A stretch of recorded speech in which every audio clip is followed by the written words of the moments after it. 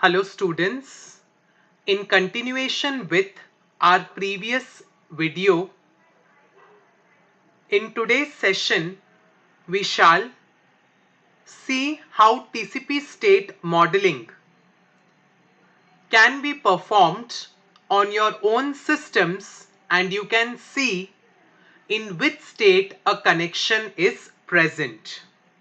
So as you can see, this is the command prompt of Windows operating system.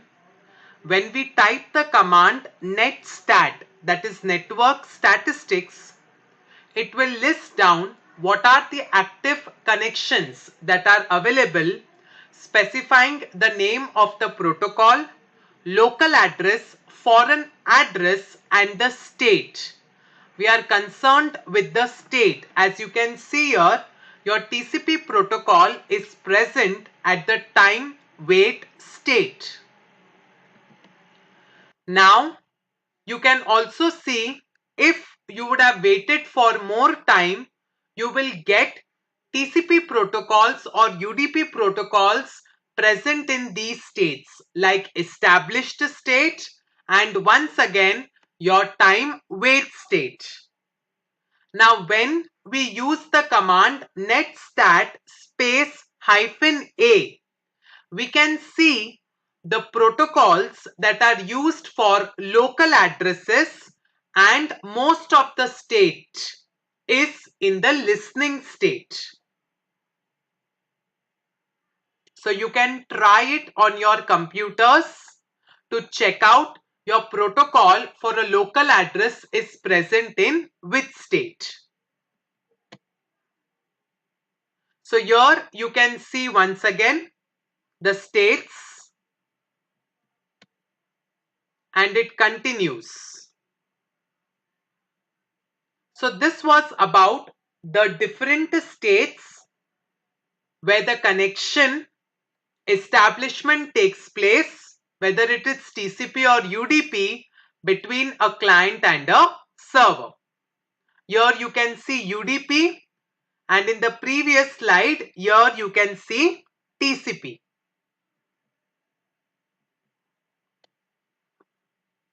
Next we have is TCP timers or transmission control protocol timers. Now what are TCP timers and let us see the types. To reduce the delay during communications, transmission control protocol uses several timers. To send data or information from one network to other efficiently and reliably, we use 4 types of TCP timers. First one is retransmission timer, persistent timer, keep alive timer and time wait timer. So for reducing the delay during communication between sender and receiver, TCP timers are used like retransmission, persistent, keep alive and time wait. Now let us understand these different TCP timers in depth. So you can see the tree chart of timers. In TCP, there can be only one RTT, measurement in progress at any time.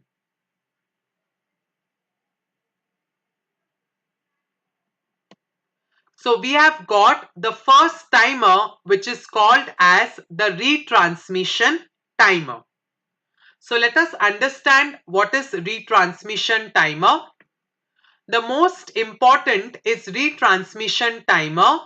As I told you, in transport layer we use the term segment and not frame or packets. So when a segment is sent, a retransmission timer is started. If the segment is acknowledged before the timer expires, the timer is stopped. If the timer goes off before the segment is acknowledged, then the segment gets retransmitted and the timer restarted. The big question is how long this time timer interval should be. Okay, so this is the question. Every time we will basically be doing the same thing.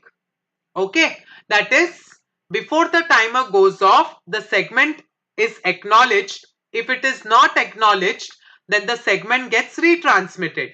But for how long will you do this? You have to set a certain time, which is the threshold value. As you can see in the figure, it is shown minimum 1 second delay. So it will basically wait for that much delay. Within that time, if the acknowledgement is not received, then what is going to happen? It will again resend. Okay, and wait for acknowledgement. But what is the disadvantage? How many times it is going to retransmit the same segment to the from sender to receiver. So to overcome this, we have got persistent timer. Persistent timer is designed to prevent the deadlock condition. That is the problem that is faced by retransmission timer. How long this time interval would be. So receiver sends a packet with window size 0. Later, if sends another packet with larger window size, letting the sender know that it can send data. But this segment gets lost. Both the receiver and transmitter are waiting for each other.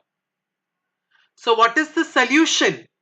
Persistent timer on the sender end that goes off and produces a probe packet to go to the receiver and make it to advertise again its window.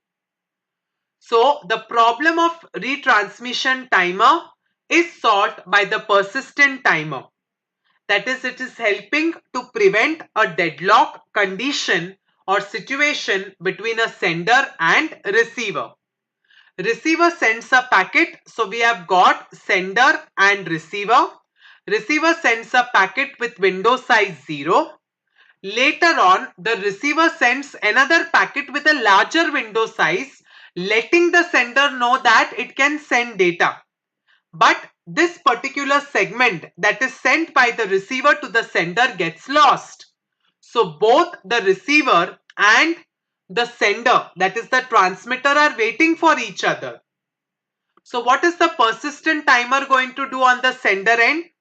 That goes off and produces a probe packet to go to the receiver and make it to advertise again its window.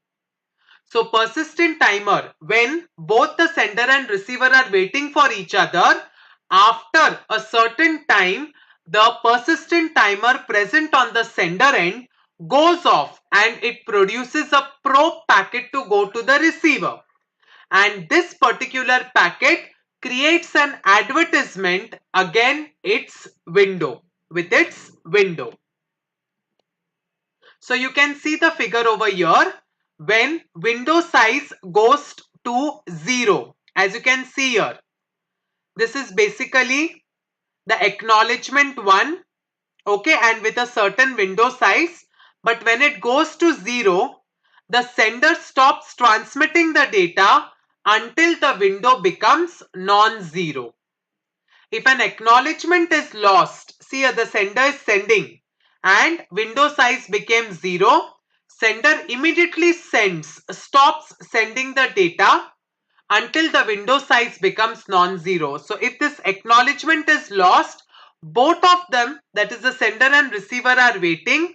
To prevent deadlock, sender uses persistent timer और persistent timer एक probe packet produce करता है which sends it to the receiver and it advertises this packet to the receiver by the sender so that the window size becomes non-zero. The third type of TCP timer that we have is keep alive timer. Keep alive timer is designed to check for connection integrity. So when you know what is integrity, there is no modification. Okay. So this timer is designed to check the integrity of the connection. No alterations. There is integrity maintained between the client and the server through a TCP connection.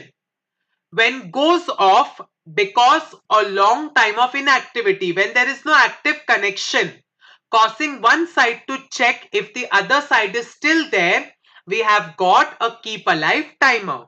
Because for most of the time, if there is no connection, okay, then it is difficult for the sender and receiver to know whether they have a secure established connection or not. So keep alive timer is designed to check for integrity of connection, and when it goes off, that is the connection goes off because of long time or duration of inactiveness, causing one of the sides to check if the other side is still there, keep alive timer plays an essential role. The last type of TCP timer that we have is the wait timer. So as you all know, we have seen in TCP state transition diagram, the client part before going to the closed state waits for a time wait state, that is for a duration of 30 seconds to 2 minutes. Why does it wait? It is basically to clear out any old packets in the network and prevent them from interfering with new connections. So once that connection is closed, if there are any old packets, those old packets should not interfere once again when a new connection gets established. The connection, when it is a new connection, it should start afresh. That is why there is this time wait, okay, which waits for a range of 30 seconds to 2 minutes. So this is about TCP timers and its 4 types: retransmission timer,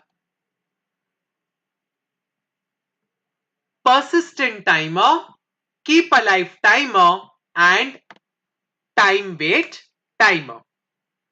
Thank you.